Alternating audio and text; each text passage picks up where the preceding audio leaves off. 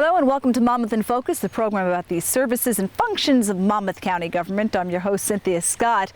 We are on location today talking about the parks in beautiful Monmouth County, our Monmouth County park system. And as you can tell, we are in the middle of the woods here in Thompson Park, taking a close look at the natural resources here in the woods. And joining us to talk about that is park ecologist Anna Luiten. Thanks so much for joining us today. Welcome to Thompson Park, Cynthia. It's good to be here, Anna.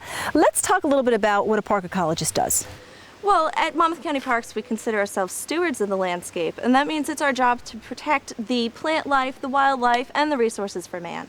We're in the middle of the woods here at Thompson Park. You know, not everybody, visits the middle of the woods. They're more recreation, they're picnicking, they're going to the playground, but let's talk about the beautiful surroundings right here. I mean, outside and this fence that was right in front of us. Well, a large portion of our parks are undeveloped, and while a lot of people go to the playgrounds and to the picnic areas of the parks, a lot of them come out into the woods too, and they experience this wonderful wildlife and diversity of plant life here that we have in the county parks. Behind us here, we have what we call a deer exclosure, and it's one of the many studies that we do in the county park system. And this is just to demonstrate to the people of the county that deer are an overabundant species here. You can see behind us, we've got this beautiful, lush patch of forest here. Yeah. It's got mature trees, it has small saplings and shrubs and a lush understory, whereas outside of the deer exclosure, we've got just a kind of bare earth here. We have the mature canopy trees, but not much else. And the problem with that is that as those trees die out, there isn't much down there to replace them. As where behind this fence, you were talking about understories, basically they're growing on, there's a story here, there's a story there, there's a story above, correct? Right, the herbaceous layer here is what feeds the wildlife in the forest, and the shrubs and the saplings, they'll continue to grow, and those will eventually be the tall trees that you see surrounding us. Now, I'm not an expert obviously in the forest, but it looks healthy, can look sometimes be deceiving. Absolutely. To the untrained eye, this may look like a healthy forest, but you can see by looking at this that what we see outside should look more like this. Okay.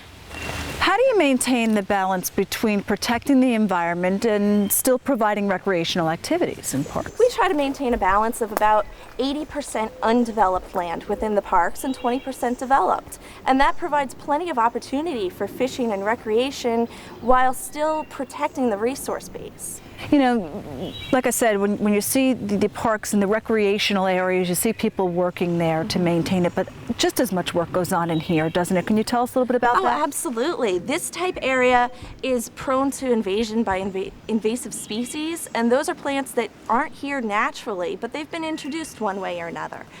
We come out with volunteers and with our staff, and we try to maintain the area by removing those species. What about field management? What goes on out here? Well, we try to maintain a mosaic within our fields so that there's a little bit for everybody. There's almost 50% natural areas and open space areas, and maybe 14% or so athletic fields. Each of those have a different maintenance plan that we develop, and it helps the park managers maintain that land in an appropriate manner. The native fields, the natural areas, those still require management. They have to be mowed once or twice a year, or else they secede and they become a forest. And how about park resources and inventories? What is that? Well, we have a couple specific inventories. In order to protect the landscape, we have to know what's out there first. And some of the more interesting studies is that of the American chestnut tree, a species that was all but wiped out, but we have a few remaining. And we have to know where they are in order to protect them and to try to propagate the seeds and replant them. We also study the pink lady slipper orchid. That's a beautiful small orchid that grows out in the woods, and we have an ongoing study for that and trying to monitor the population, see if it's increasing or decreasing and spreading. Over the years, they come and go, and the same plant can go dormant for a while and then come back years later. So there was a feeling for a while that it was disappearing, and we're trying to track that and see how it's going. Anna, a lot of work goes into maintaining these forests. How can the people who live in Monmouth County help? Well, a couple ways. They can start right in their own backyards. A lot of the invasive plants that end up in the forest start in somebody's home garden, and they spread from there. So they can choose to plant native plants instead and remove invasives from their own yards. they can also come out and they can volunteer for the park system. We do garlic mustard pulls in the spring, and we do other activities throughout the year. And for people who don't know, garlic mustard is a herbaceous plant. It looks like a white flower somewhat, right? It's a small plant. It's about a foot tall or more with a white flower on it. It grows on roadsides, in your garden. It's a real pest, and it does invade the forest. It causes changes in the understory, and the plants here can't adapt to coexisting with it, and the animals can't eat it. And it's real important, you know, there's so many programs that the county park system has to offer. Included programs that go on right here in the forest. Can you tell us a little bit about some more of them? Well, we do a lot of volunteer work, and we invite people to come out and they work on trails with us. We invite them to come out and work on invasive species removal with us.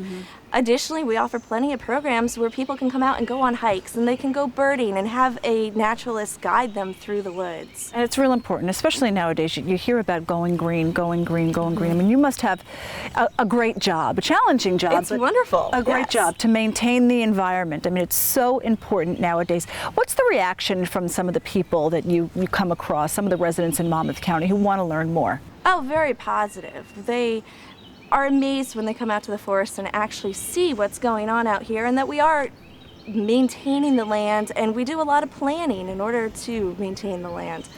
And it sounds like there's a lot of stuff that goes on here during the summer. You certainly have your work cut out for yourself.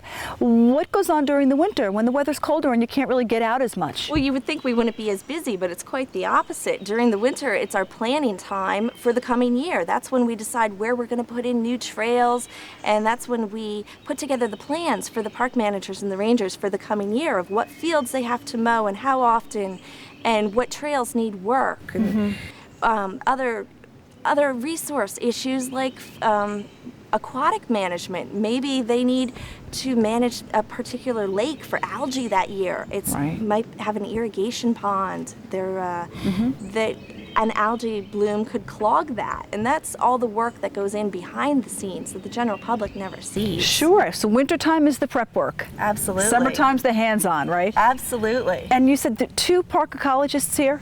Yes, in the county? just 2 of us. Right. A lot of work then to do, huh? Keeps you busy. Well rewarding, though. That's a great job. Thanks so much, Ann. I appreciate you joining us today. Thanks for coming. All right. And that is all the time we have for this segment of Monmouth in Focus. But to learn more about the park system here in Monmouth County, you can visit our website, www.visitmonmouth.com. I'm Cynthia Scott. Thanks for joining us.